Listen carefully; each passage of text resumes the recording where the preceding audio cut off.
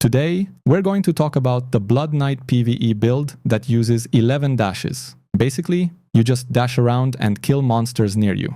By the way, I'm going to cover all of the classes and different builds for PvE and PvP in my upcoming videos. So don't forget to subscribe to the channel so you won't miss out on any of my content. Anyways, this build is quite simple, so I'm going to keep it quite short. So first, let's take a look at the skills we are using.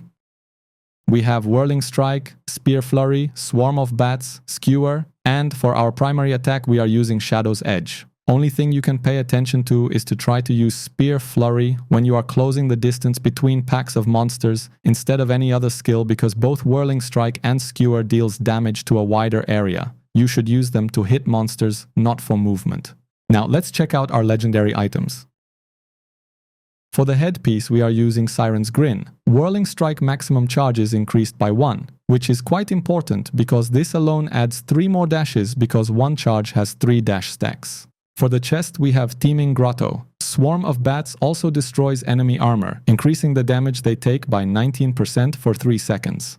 We don't have anything better to use for this piece, and Teeming Grotto is like the best chest piece for almost all of the Blood Knight builds that use Swarm of Bats.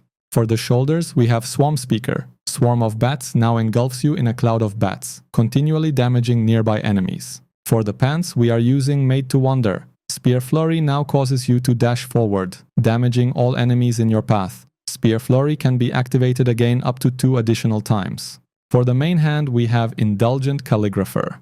Whirling Strike now causes you to dash forward, damaging and knocking back enemies in your path while also applying a stacking bleed.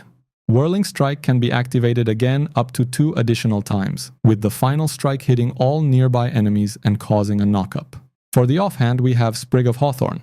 Skewer also increases your damage done by 19% for 4 seconds. For the additional main hand, we have the Besalver. Skewer now causes you to leap into the air and slam into the target location, knocking enemies up and stunning them. Lastly, for the additional offhand, we are using Mooncall. Shadow's Edge also increases your primary attack speed by 10% for 2 seconds, stacking up to 3 times. And for the set items, you can use 4 pieces of Gloom's Guide and 4 pieces of Banquet of Eyes. That should be the perfect combination. Right now I have 4 pieces of Grace instead of Banquet because I don't have Banquets for the new Inferno level yet. Other than that, make sure to use Treasure Hunter when you are farming, especially if you don't have maxed out gear level on all of your legendary items. And for the point distribution, make sure to max out your damage and armor penetration, and you use the remainder of the points however you like. I think that's all I wanted to say. I hope you enjoy the build. Thanks for listening and take care.